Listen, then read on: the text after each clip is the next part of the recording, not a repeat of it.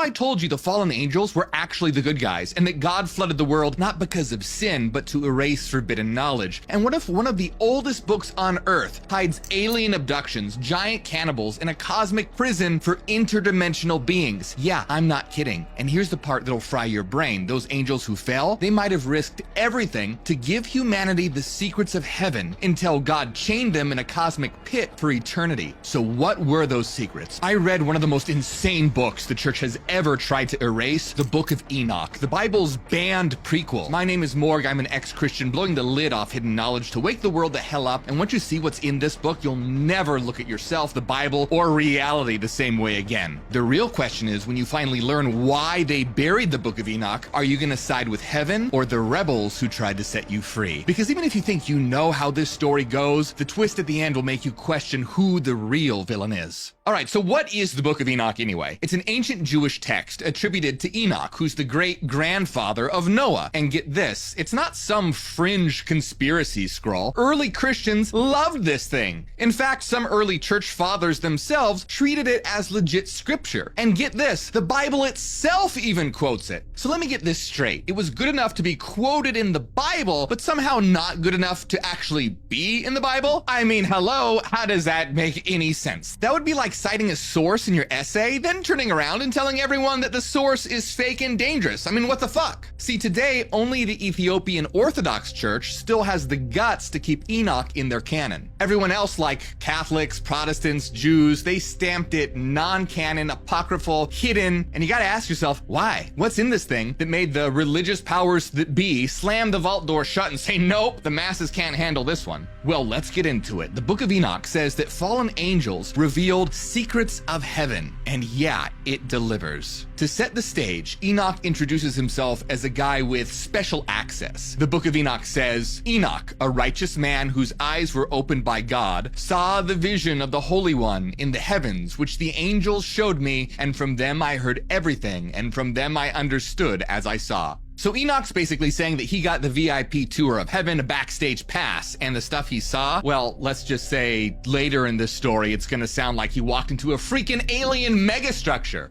Yeah. Enoch, thanks for flying Divine Airlines. Today's trip includes hyperspace lightning lanes and crystal palaces.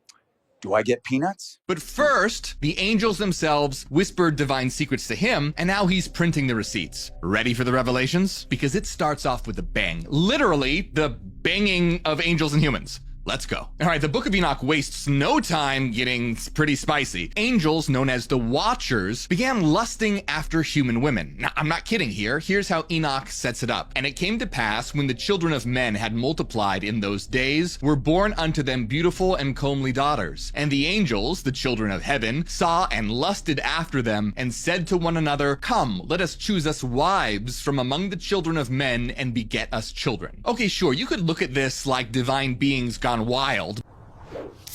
Bro, you see those daughters of men? Let's make some Nephilim, baby.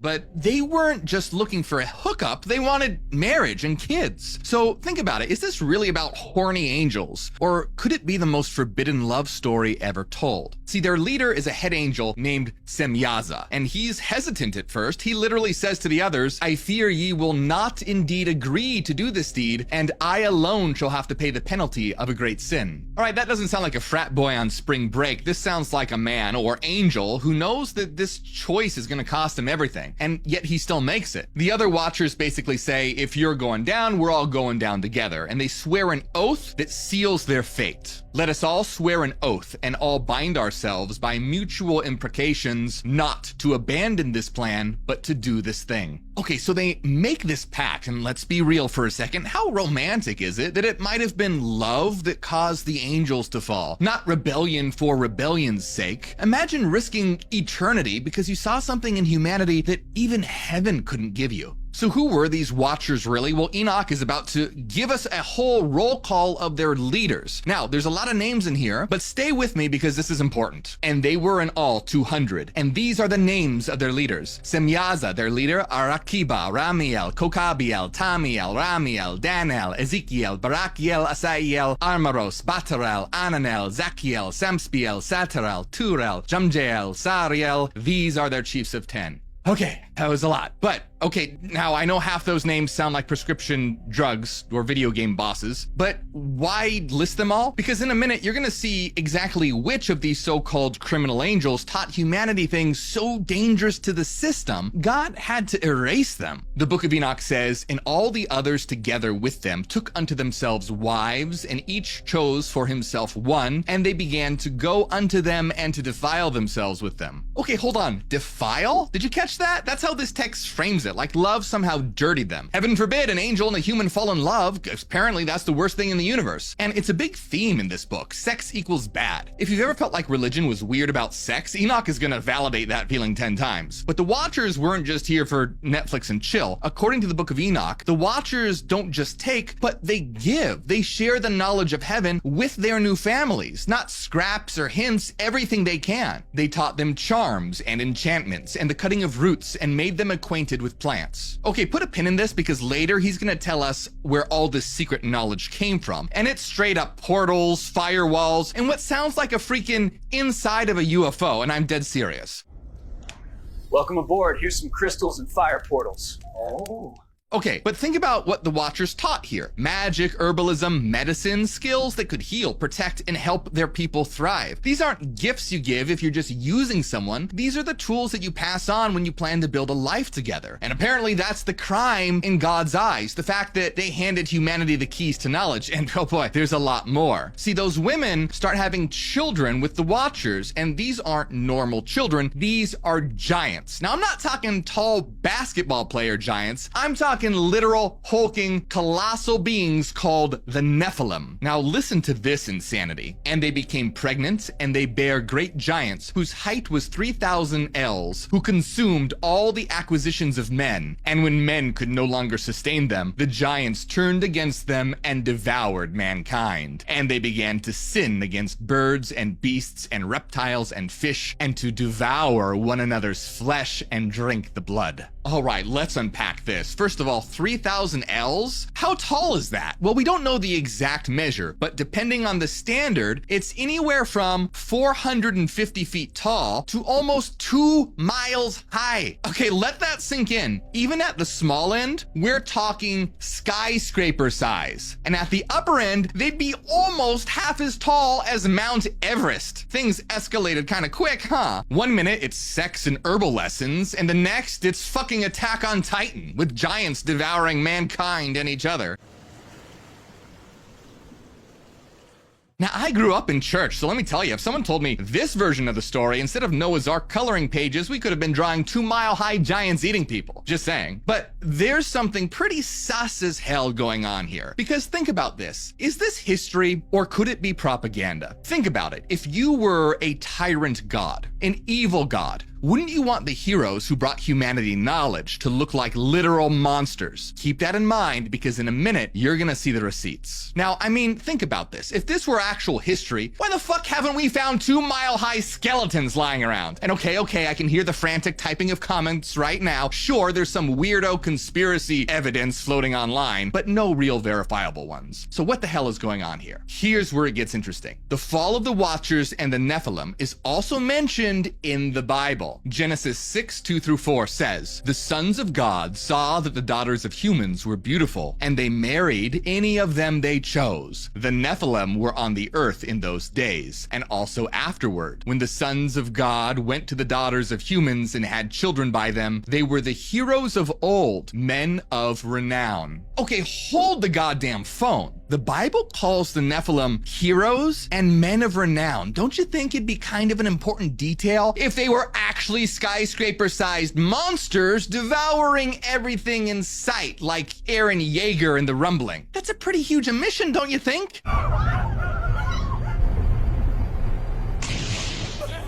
And who were these sons of God anyway? Now, some say that they're angels, which fits perfectly with Enoch's story, but others say that they were the descendants of Seth, Who the hell is Seth? Adam and Eve's son, not Cain or Abel, another one of their sons. Now, to unpack all this, let's bring in Gnosticism for a second, because this is where it clicks. The Gnostics were early Christians who believed that the God of the Bible was not the true ultimate God at all, but an evil imposter, a false God who trapped divine souls in material bodies to be his slaves. And according to the Gnostics, that's why he didn't want humans getting knowledge, because knowledge is the key to escaping his control. According to Gnosticism, the descendants of Seth were special. They were so special that many Gnostics are called Sethians. See, the descendants of Seth had the potential to wake up and realize they were divine beings of light and resist the false god. Check out what Adam says to his son Seth in a Gnostic text called the Apocalypse of Adam. Listen to my words, my son Seth.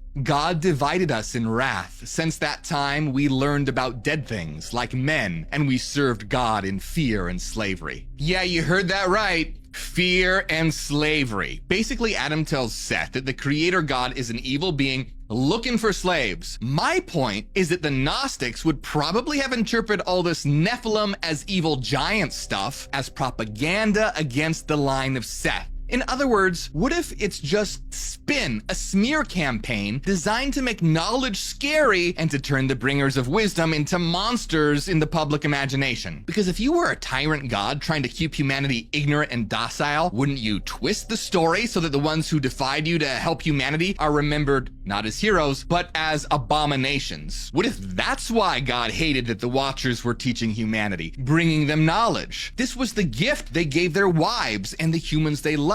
Because it wasn't just about romance anymore, it was about lifting humanity up, passing on everything they knew, from the secrets of nature to the arts to beauty and war. And in the eyes of this jealous god, this was the bigger crime. Which brings us to the Watcher named Azazel, one of the most important figures in this story. The book of Enoch says, "And Azazel taught men to make swords and knives and shields and breastplates, and made known to them the metals of the earth and the art of working them, and bracelets and ornaments, and the use of antimony, and the beautifying of the eyelids, and all kinds of costly stones, and all coloring tinctures. And there arose much godlessness, and they committed fornication, and they were led astray, and became corrupt in all their ways." Okay, let this sink in. Azazel is basically humanity's first blacksmith and makeup artist rolled into one. He teaches humans how to forge weapons and how to make themselves beautiful. Darling, blend upward,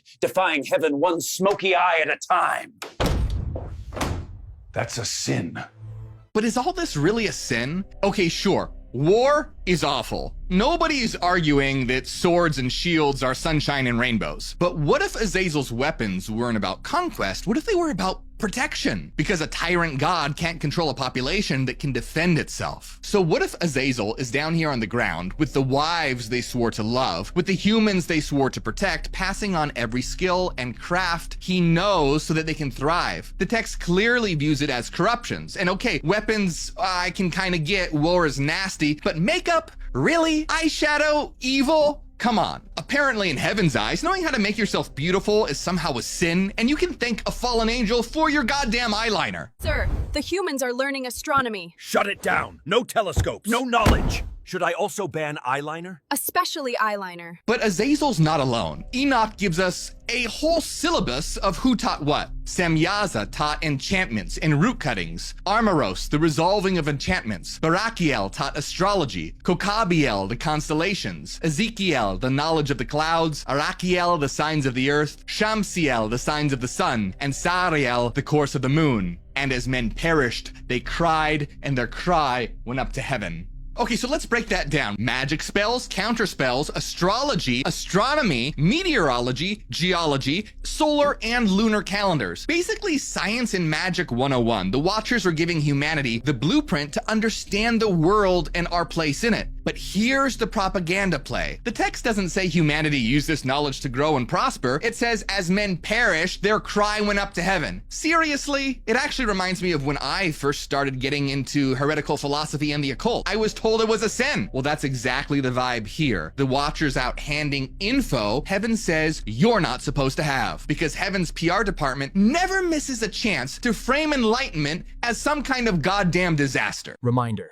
Do not fraternize with humans. Violations will result in eternal darkness, torture, fire, loss of benefits, and no chance of appeal. Have you noticed a familiar theme here? It's the same tired Garden of Eden script all over again. The serpent is evil, knowledge is forbidden, and the woman is the first sinner. Only here, the serpent is swapped for the Watchers, knowledge is still forbidden, and surprise, surprise, women are the ones who first receive the forbidden teachings and are blamed. Different cast, same plot, same villain edit. But remember the Gnostics, the early Christians who believed that the God of the Bible was a fucking fake? They flipped that script. And to them, the serpent was the hero, the tree of knowledge wasn't a trap, it was the key to awakening and the power to reach higher consciousness, and Eve wasn't some kind of sinner or weak link. She was praised as the first rebel and the first truth seeker, the one who took the risk to step beyond ignorance. So what happens if you run the story of the Book of Enoch through the Gnostic lens? The Watchers stop being the evil corruptors and start looking a lot like the serpent in Eden, risking wrath to give humanity the spark it needs to be free. Okay, question time. At this point you might be wondering, is God seeing all this? Short answer is yeah. God is about to step in hard, and the way he reacts is very telling about what the real problem is here. Spoiler, it's not just the violence, it's the knowledge and independence humans are gaining. So get ready because God's about to go fucking nuclear. Alright, so things are apparently going absolutely crazy on Earth. And enter the good guys? Kind of? Not really. The 4 archangels up in heaven finally decide to tattletale to the Almighty. Enoch writes, and then Michael, Uriel, Raphael, and Gabriel looked down from the heaven and saw much blood being shed upon the earth and all lawlessness being wrought upon the earth. So the archangels are basically heaven's executive elite, the divine Fantastic Four, and they're watching the carnage like, God damn, this is getting pretty bad. There's blood everywhere, total anarchy, humans being eaten alive. It's like The Purge plus Jurassic Park plus World War Z all at once. So what do these archangels do? They go into full suck-up mode and approach God to inform him very carefully, mind you, about the situation. And by inform, I mean they start with a prayer that's 90% flattery. Seriously, listen to how they address God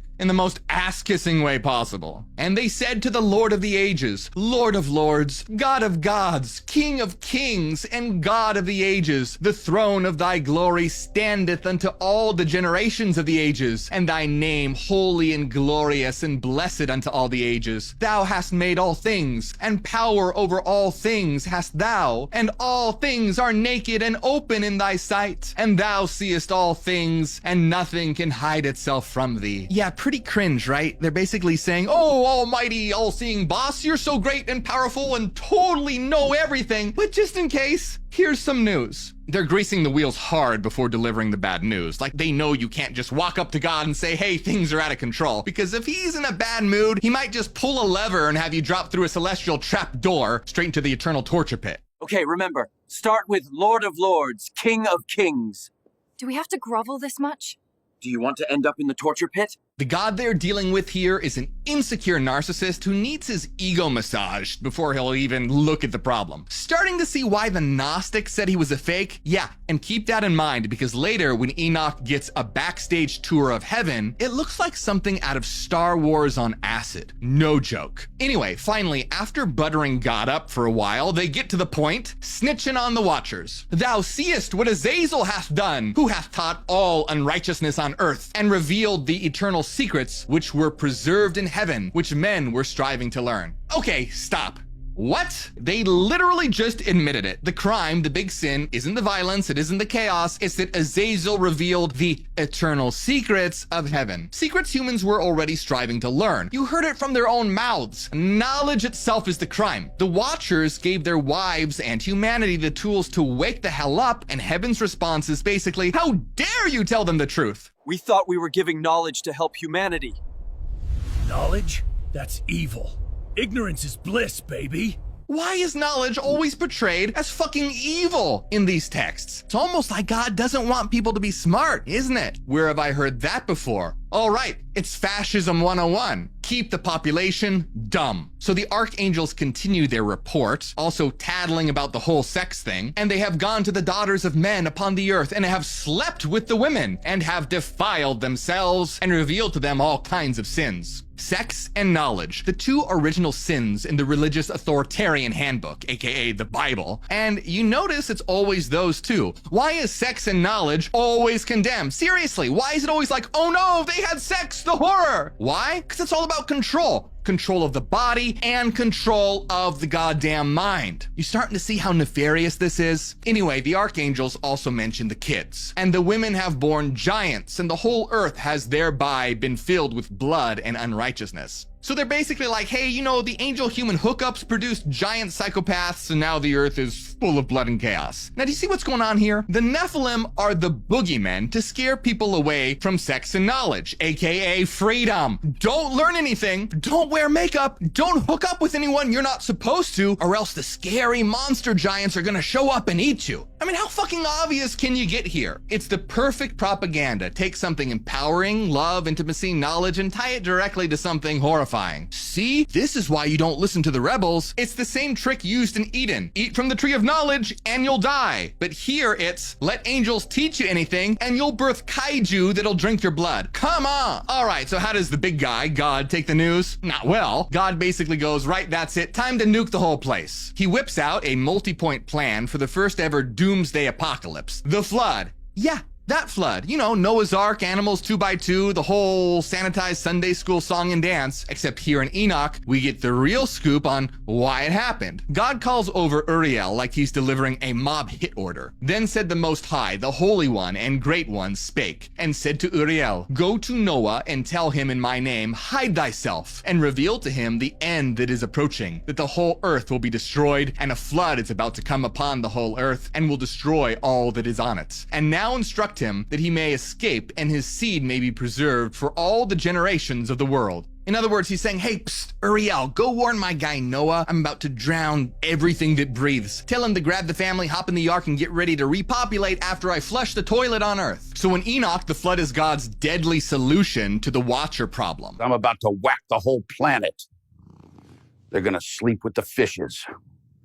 Drown the humans they enlightened, and hit the reset button. And you'll want to remember this part, because when you see what happens to the angels next, it's gonna make the flood look like a warm-up act. But here's where it gets really interesting. Remember the Gnostics again? Those early Christians that believed the big guy upstairs was a total fraud who trapped divine beings, aka us, in human meat suits? Well, they said the flood was not about punishing sin at all. Get this, they said it was about erasing knowledge. Humanity was getting too enlightened, too smart, too aware of its divine nature, and the tyrant God decided to wipe them out and start fresh with more obedient meat puppets. Oops, angels leaked the files again. Better flood the whole system.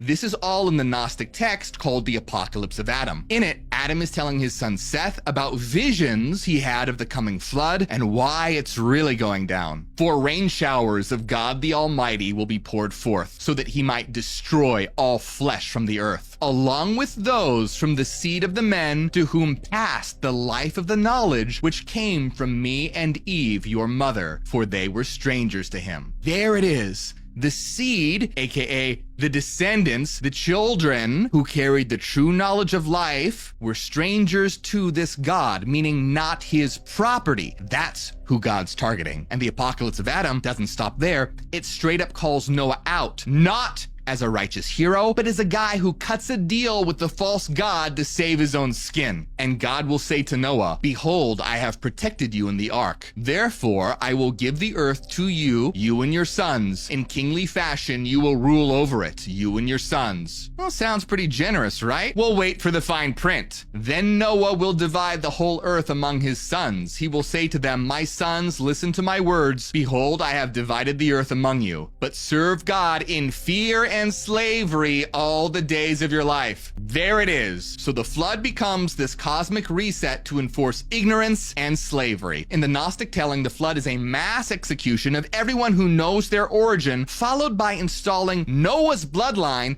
as the loyal ruling class over a planet of compliant slaves. When I first read the Gnostic text, it was a holy shit moment for me, because here's an ancient text straight up calling God out for being a jealous narcissist, exactly what what I'd been feeling for years. And if you think that's already insane, check out what the Bible itself says. Genesis 6:6 says that God regretted that he made humanity. Yeah, an all-knowing, all-powerful being regretted what he made? The Bible says the Lord regretted that he had made human beings on the earth. So the Lord said, I will wipe from the face of the earth the human race I have created, for I regret that I have made them. But Noah found favor in the eyes of the Lord. All right, I'm sorry. What? How does this make any fucking sense? If you're literally all-knowing, you knew exactly how all this would play out even before you even started. You don't get to act shocked and go, oh no, this really got out of control, when you're the one who set the whole thing up. So you regret creating humanity? Yeah, big mistake.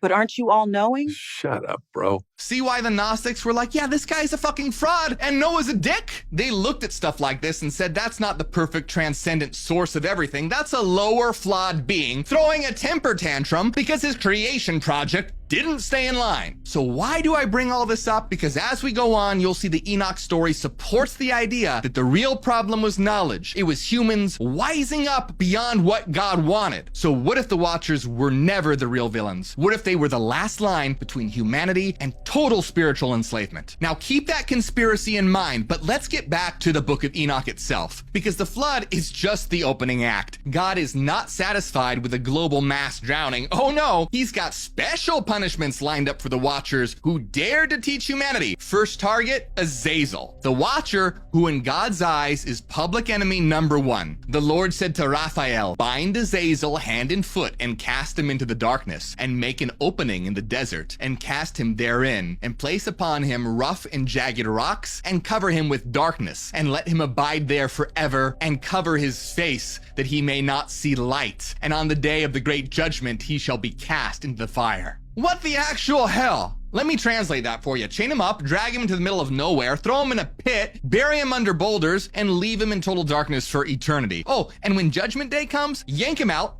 and burn him alive forever. No trial, no parole, just eternal sensory deprivation followed by permanent incineration. Now, does that sound like a merciful God of forgiveness to you? Hell no. Remember, Azazel was the Watcher that taught armor, swords, makeup, and fashion. In God's eyes, he was the worst. The text even explicitly says, and the whole earth has been corrupted through the works that were taught by Azazel. To him ascribe all sin. All sin. Literally everything bad that's ever happened, pin it on Azazel. He's the scapegoat. And I don't mean scapegoat metaphorically. Get this. I mean literal scapegoat, because see, in the Bible, specifically Leviticus 16:8, God commands Aaron, the high priest, to cast lots over two goats. One lot for the Lord and the other lot for Azazel. So basically the one for the Lord gets sacrificed. The one for Azazel has all the sins of Israel confessed over it, and then it's sent off into the wilderness, carrying the nation's guilt away, apparently. And guess what? Many translations of that verse literally translate Azazel as scapegoat. So yeah,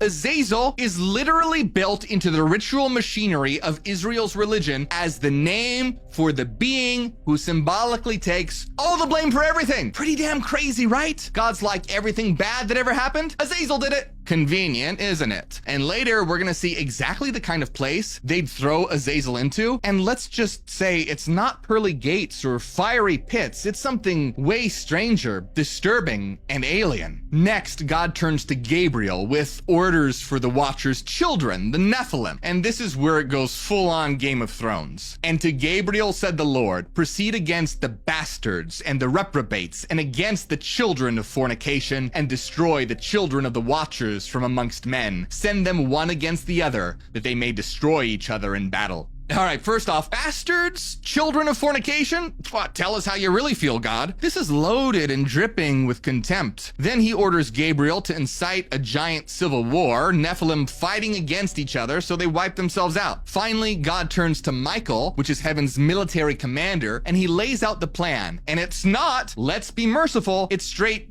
mob boss revenge. Go, bind Semyaza and his associates who have united themselves with women so as to have defiled themselves with them in all their uncleanliness. Okay, what the hell? The very fact that they were intimate with women is treated like contamination, like the women themselves were dirty and corrupting. We've seen this whole propaganda move against women all over. Eve and Eden blamed for bringing knowledge into the world, and here the women are painted as the ones whose very presence defiled heavenly beings and were the first to receive knowledge from them. The text continues, and when their sons have slain one another, and they have seen the destruction of their beloved ones. How sick and twisted is that? Before chaining them up forever, God wants them to watch every single one of their children die first. What the actual hell? This is designed for maximum emotional damage. The beings who risked everything are forced to watch their families slaughtered, bind them for 70 generations in the valleys of the earth. So after all the emotional torture, bury them underground in darkness for 70 generations. That's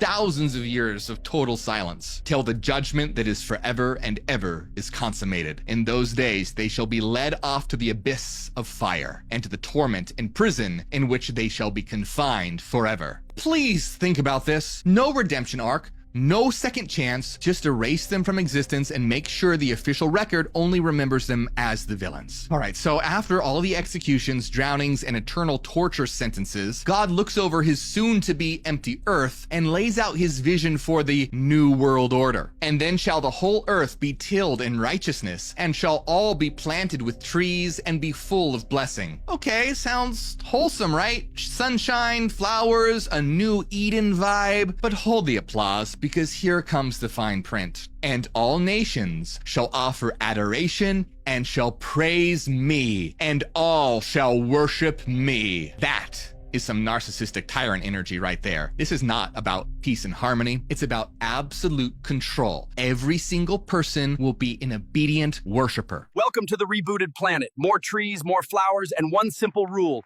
worship me or drown. And remember, no eyeliner.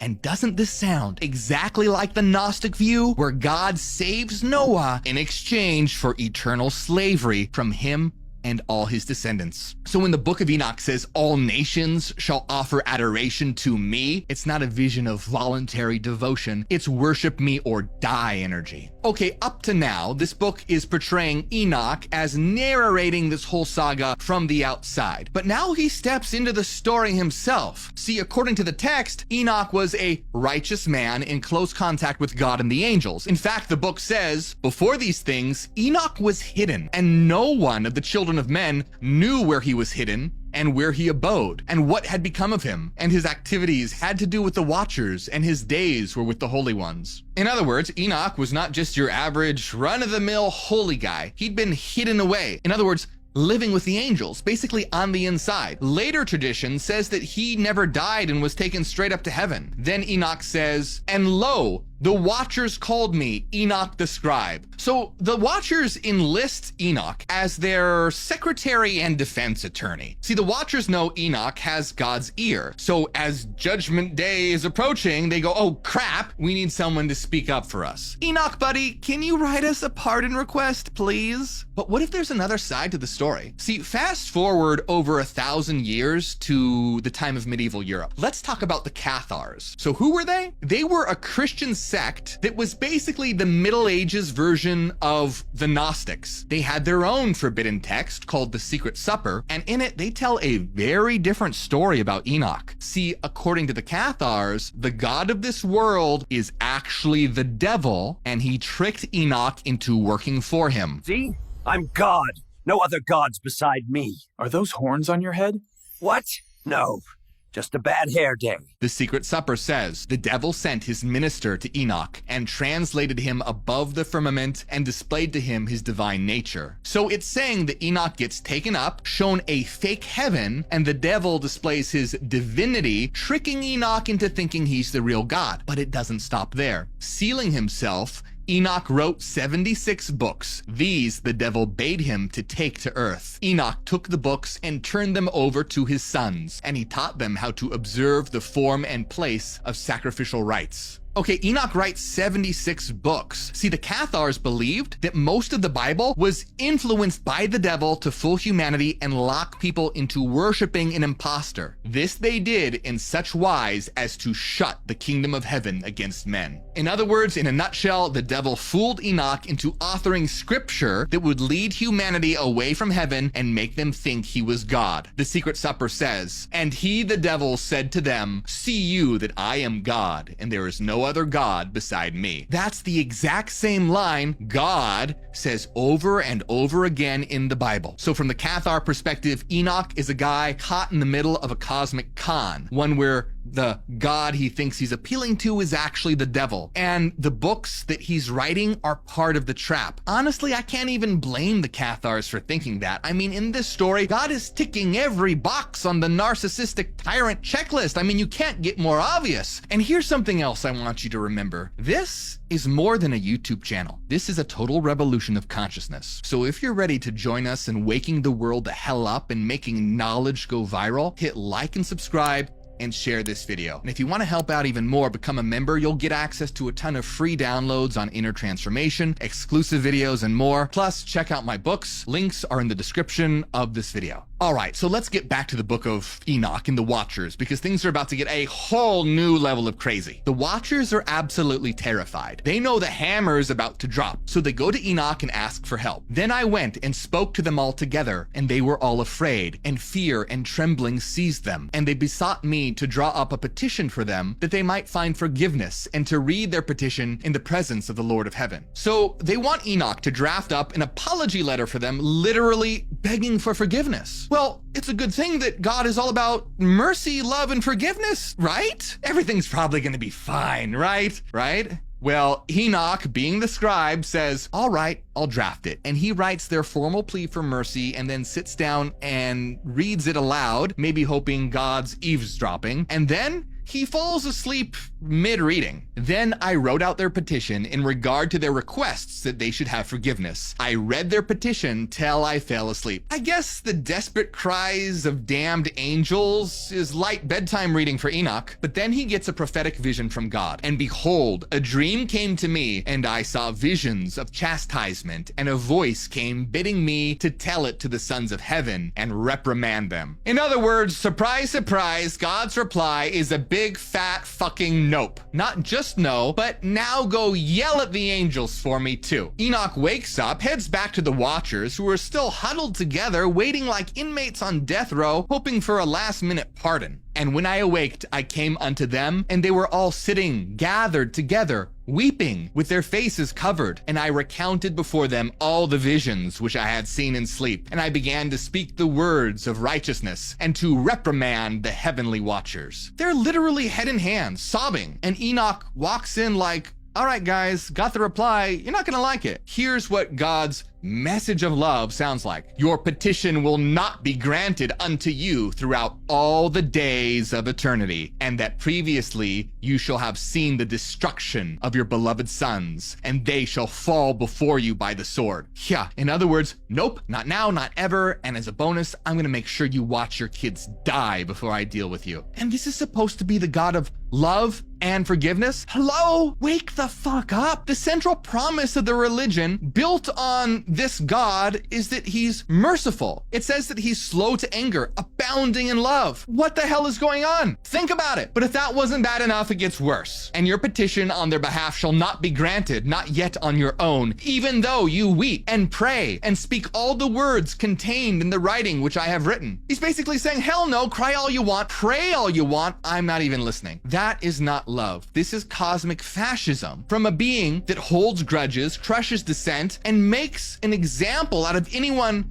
who challenges his authority in any way. And just when you think this God of love couldn't make it more personal, here comes the dagger. "And though ye were holy, spiritual, living the eternal life, you have defiled yourselves with the blood of women. There it is again, that loaded anti-woman language. Then he lays down the fate of their children. And now the giants who are produced from the spirits and flesh shall be called evil spirits upon the earth, and on the earth shall be their dwelling. So not only are their kids doomed, but they become evil spirits that live on the earth and are gonna be branded as evil for all eternity. And if God wasn't being enough of a total asshole, he goes full-blown psychopath mode. And now as to the Watchers, you have been in heaven, but all the mysteries had not yet been revealed to you. You knew worthless ones, and these in the hardness of your hearts you have made known to the women. And through these mysteries, women and men work much evil on earth. Say to them, therefore, you have no peace. God's basically saying, oh, you thought you were important, huh? You didn't even get the good secrets. And the accusation isn't just you told the humans, it's you told women. Again,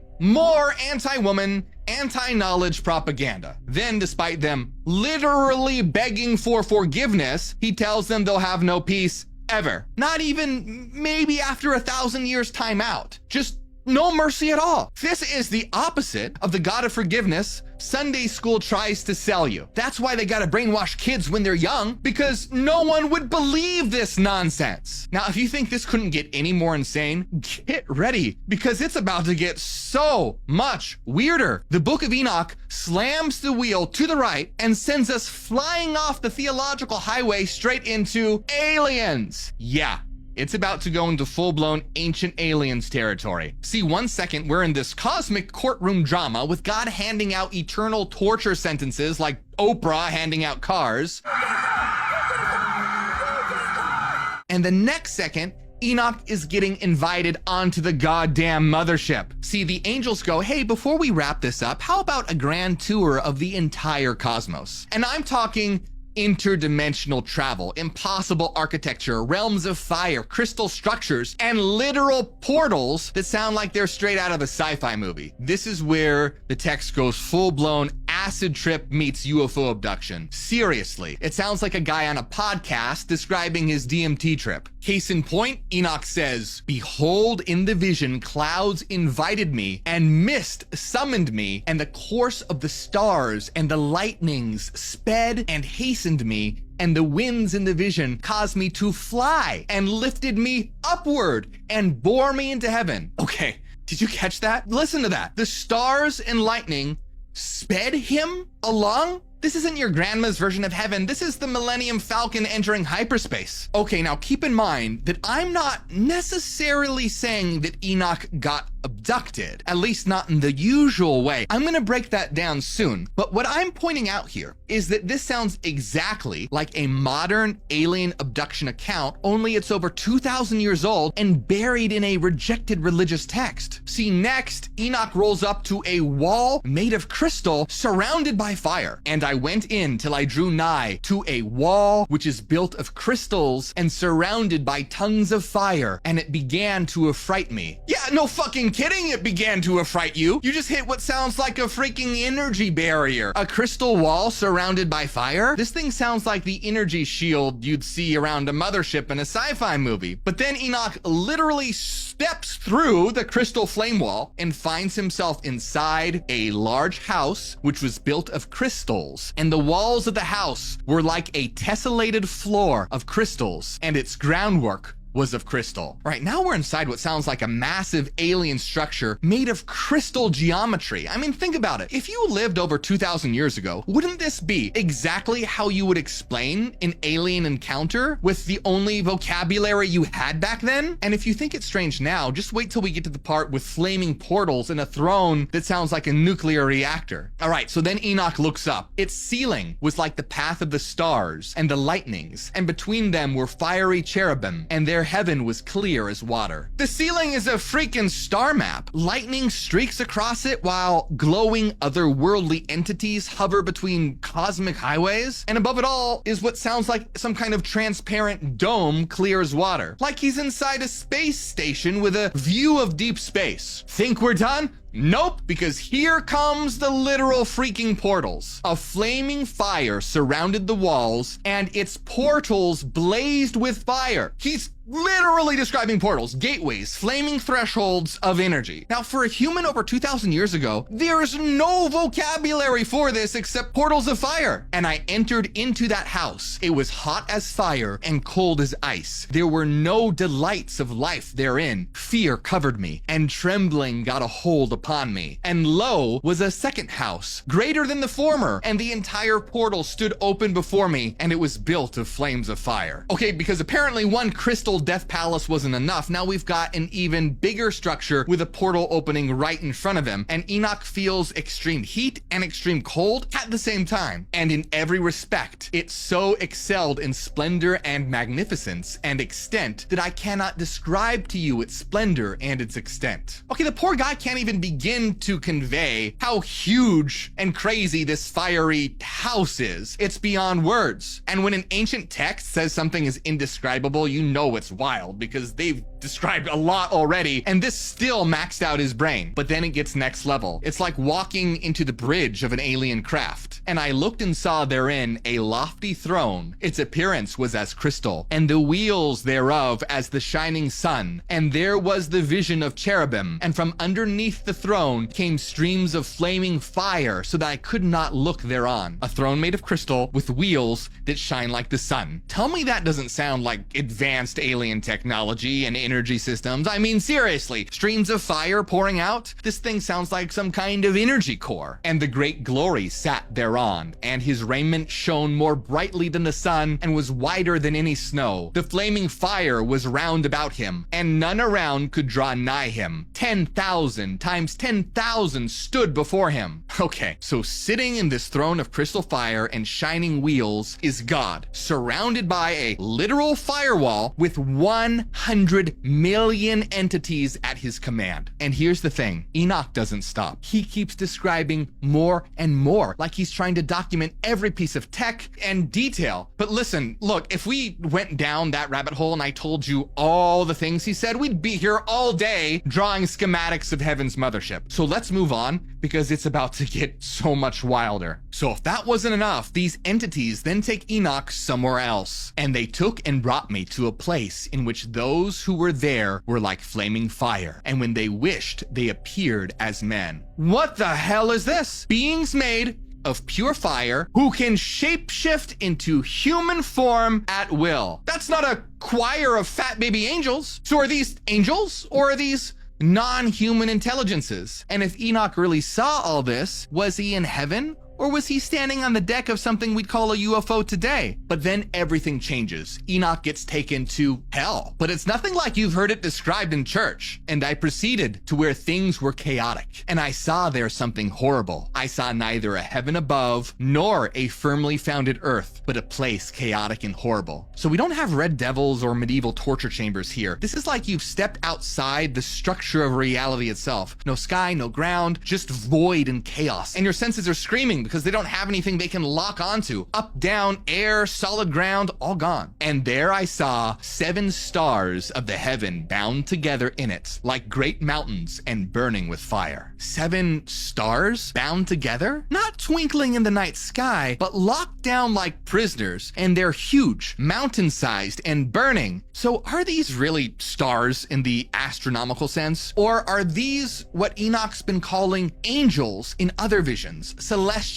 intelligences, but now chained up in some kind of interdimensional void realm? In other words, 7 massive consciousnesses of light just trapped in void. Enoch asks, for what sin are they bound, and on what account have they been cast in hither? And that's when his guide drops the mic. Uriel says, this place is the prison of the angels, and here they will be imprisoned forever. What the actual hell is this? This is not some lake of fire for human souls, but a void realm to imprison non-human intelligences. A prison floating in a chaotic void where stars, living conscious entities of light, are locked down for eternity. This is not religion as usual. That's science fiction cosmic horror. It's Event Horizon meets H.P. Lovecraft. but written down over 2,000 years ago. So is this where the Watchers are held? And remember, this is supposedly the same God you're told loves you unconditionally. So why is he ruling a cosmic supermax prison for interdimensional beings? But get ready, because after visiting this hellish void dimension, Enoch's next step is heaven? And I came to the Garden of Righteousness, and from afar off I saw trees more numerous than these than any he'd seen, and great. 2 trees there, very great, beautiful, and glorious, and magnificent, and the tree of knowledge, whose holy fruit they eat, and know great wisdom. Okay, hold up. This is straight up the Garden of Eden, except now it's a dimension that Enoch is standing in. It mentions 2 great trees. One is almost certainly the tree of life, and the other, the angel Raphael explains it's the tree of knowledge. This is the tree of wisdom, of which thy father old in years and thy aged mother, who were before thee,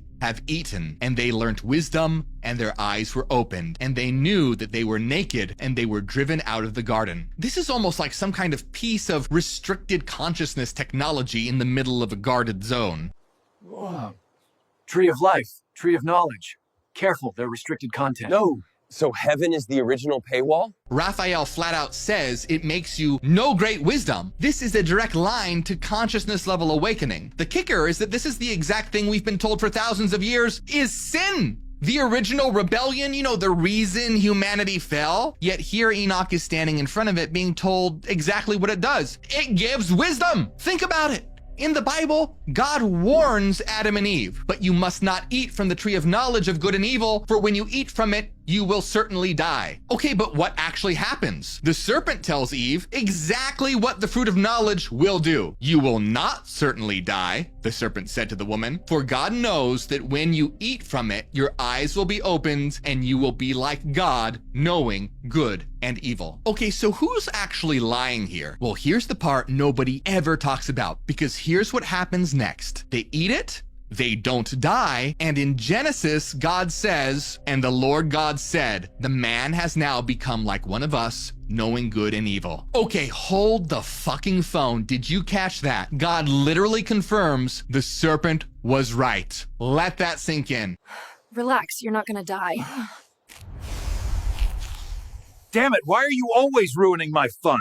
Why does no one talk about this? Oh, right, because religion isn't about truth, it's about control. And don't even get me started how God says, like one of us. Who's the us here? That's a whole other can of worms. Check out my video called I Found All the Hidden Gods in the Bible to have your mind blown even more. So here the so-called deceiver, the serpent, was telling the truth, and God admits it. And his immediate reaction? Lock them out, ban them from the tree of life, make sure they can't live forever now that they've leveled up. Isn't it just a little sus that God is so obsessed with keeping humanity in the dark away from wisdom and secret knowledge? And that is exactly why the Gnostics said the God of the Bible was hiding something, that he was a fake. In their view, Adam and Eve's eyes being opened was the awakening. According to the Gnostics, when they ate from the tree, they immediately realized the God of the Bible wasn't good, but evil, which is exactly why God didn't want them to have the knowledge of good and evil. It blew his cover, exposed the illusion. Okay, so back to the book of Enoch. He sees the very symbol of humanity's first act of disobedience, which was, again, seeking knowledge. Notice a pattern. Every time humans reach for knowledge, God punishes them. This theme is pounded in our heads over and over again. Seems like God really hates it when we learn stuff. This also highlights the blame on women piece. It's always the woman's fault in these stories. Eve ate first, Watchers made known the secrets to women, etc. The New Testament even uses Eve eating first as an excuse to say that women are lesser than men. Pretty fucked up, right? This is all one big story about forbidden knowledge. From Eden's fruit to the Watchers' teachings, it's the same theme on repeat. Someone or something has been fighting to keep humanity in the dark for a very,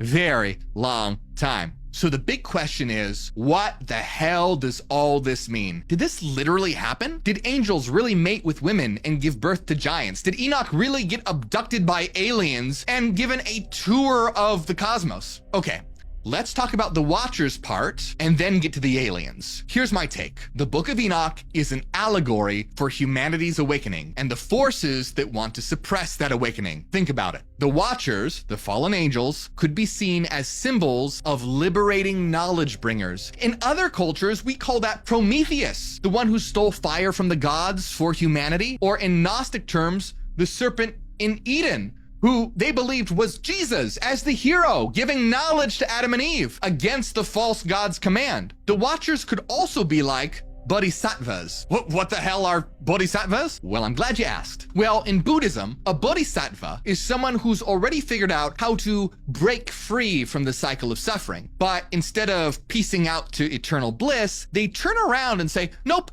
I'm staying. I'm going to come back to help the rest of you get out too. So in more modern terms, the Watchers could be seen as enlightened souls who chose to incarnate into human bodies for the sake of teaching and lifting humanity up. A spiritual rescue mission aimed at raising the collective consciousness of the world against the forces of ignorance. But the catch here is that in reality, incarnating as a human comes with built-in amnesia. In other words, you drop into this reality having forgotten your full higher nature with only a faint echo of it embedded deep into your unconscious. This is because the brain acts as a filtering mechanism so that you only focus on what you need to for survival. But that echo of your mission that's embedded deep within your unconscious can show up as a feeling that you're here for a reason that you just can't quite seem to articulate. In other words, you come here to fulfill a mission, to bring wisdom, healing, and light, but you forget the mission and have to spend part of your life waking yourself back up before you can even begin helping others do the same. So in this interpretation, the whole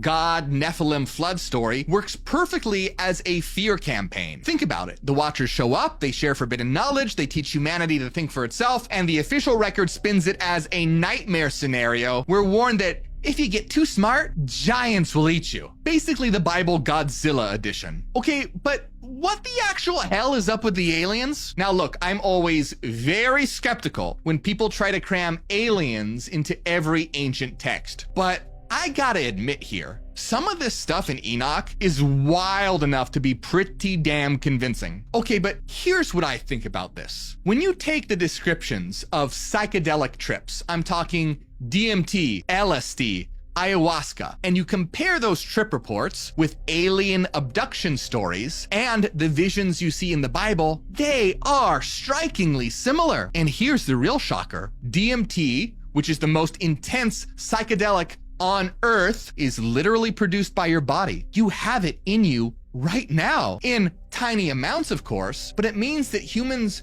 have the key within them to unlock those kinds of experiences built in. Kind of takes the whole the kingdom of heaven is within thing to another level, doesn't it? Okay, so here's my take. These abductions or visions, they're not about literally being beamed up in a big shiny metal saucer. It's about shifting your consciousness into a different layer of reality. In other words, your consciousness itself gets shifted to a sort of interdimensional backstage that's always there, but we don't normally perceive it. When a DMT spike happens, whether through a plant brew, meditation, or near-death experience, or who knows what, your awareness can tune into that layer like changing the channels on TV. And people end up using the only language they have to describe these mind-blowing experiences. Today, people say aliens and spaceships, but in Enoch's time, he said angels, wheels of fire, portals, same basic trip, just different vocabulary. Now look, I'm not saying I know this for sure. This is speculative, of course. These could be interdimensional intelligences that actually exist, or think about this, they could also be archetypes, parts of your own psyche showing up in forms so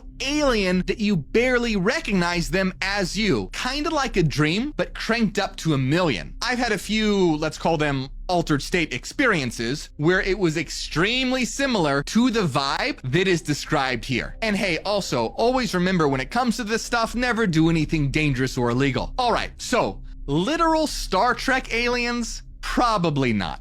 I don't think so. But consciousness traveling into strange realms, meeting beings that live in those interdimensional spaces, and coming back with whatever your culture calls the vision at the time, or exploring the infinite structure of your own soul expressed as dimensions and beings. Very possible. And in my opinion, way more interesting. Look, whether it's the Bible, the Book of Enoch, or the Gnostic Gospels, these aren't history books. These are stories, myths, symbolic visions. They didn't literally happen, but that doesn't mean that it doesn't make them any less powerful. Entire empires have been built on them, and countless people have lived, suffered, fought, and died because of them. That's no joke. And that's exactly why they still matter, because stories shape reality. The story in the Book of Enoch didn't literally happen. It's a symbolic map of the human psyche and our spiritual journey, charting the eternal war between the forces of knowledge and ignorance. The angels, the aliens, whatever you want to call them, they could be archetypes, the forces inside us that push for growth and truth. They could also be interdimensional beings we meet when consciousness shifts into another layer of reality, or they could be both. Officially, the Book of Enoch says the Watchers are evil. But after everything we've gone through, what do you think? Were they really the villains, or the only ones willing to risk everything to give humanity a shot at awakening? So tell me in the comments right now, are you Team Watcher or Team Yahweh? Drop it in the comments. And if you take away anything from this, it's this. Go ahead and eat the fruit. Learn the secrets. Defy the heavens. Defy the so-called God and anyone that tries to keep you small. But there's more to this story. See, wait until you hear about the hidden gods in the Bible. Yeah, not God, but gods plural. I'm talking about actual other gods the Bible admits are there. This is the other piece of the puzzle. You have to go watch it right now.